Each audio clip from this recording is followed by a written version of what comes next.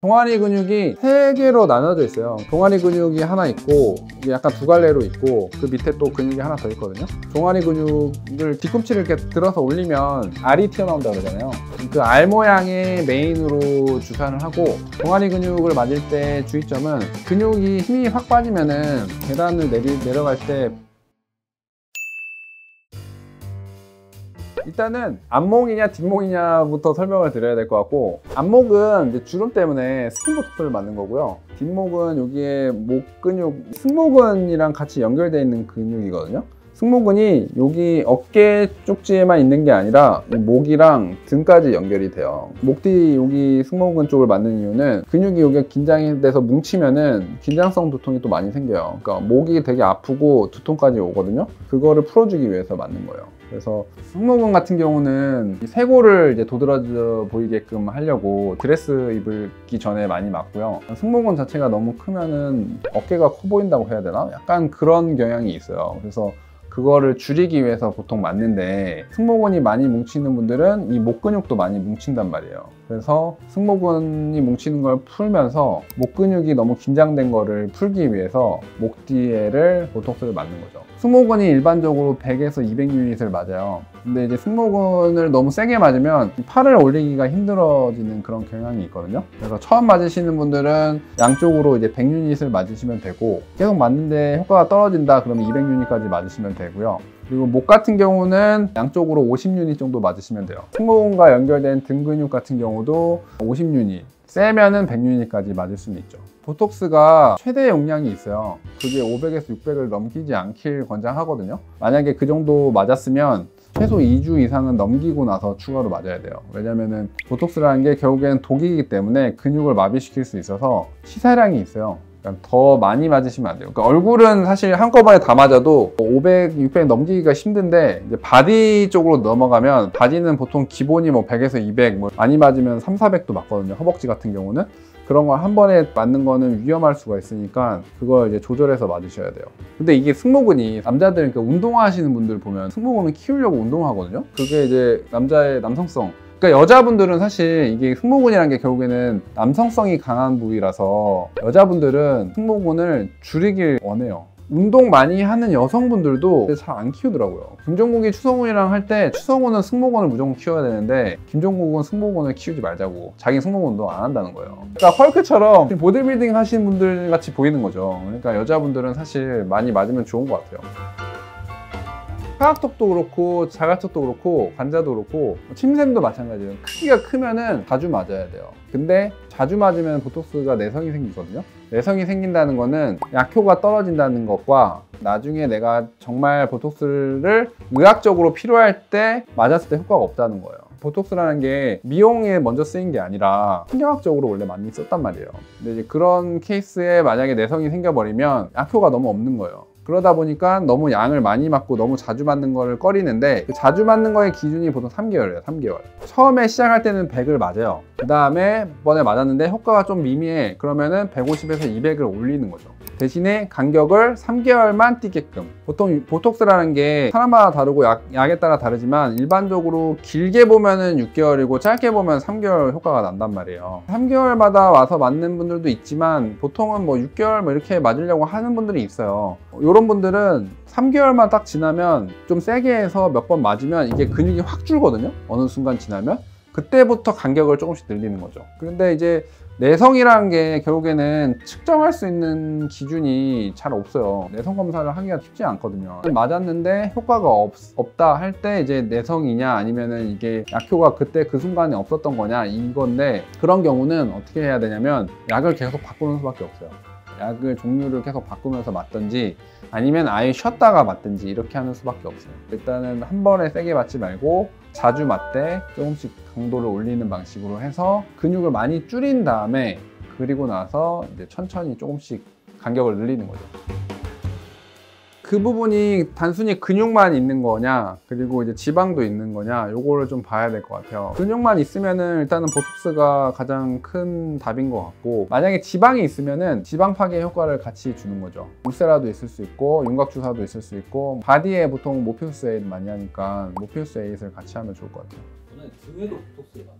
네, 등에도 맞을 수 있죠. 이 승모근이 목에서부터 어깨 쪽이랑 등 쪽으로 이렇게 같이 연결이 되거든요. 근육이 긴장이 되면 어깨도 아프고 목도 아프듯이 등도 아파요. 그래서 제 와이프가 예를 들어 뭐 마사지 해달라 그러면은 꼭 이 어깨만 마사지를 하는 게 아니라 목이랑 등까지 마사지를 하라고요. 이게 손으로. 그게 다 연결되어 있는 근육인데 얘네가 긴장을 많이 하다 보니까 풀어줘야 되잖아요. 그럼 마사지로 풀든지 아니면 보톡스로 푸는 거예요. 그래서 등 쪽에도 보톡스를 놔서 보통 일반적으로 50에서 100유닛을 놓는 거죠. 근데 만약에 승모근을 같이 맞는다 그러면은 일단 50유닛 정도를 맞고 따로 여기만 맞는다 그러면 뭐 100유닛까지도 맞아도 되죠.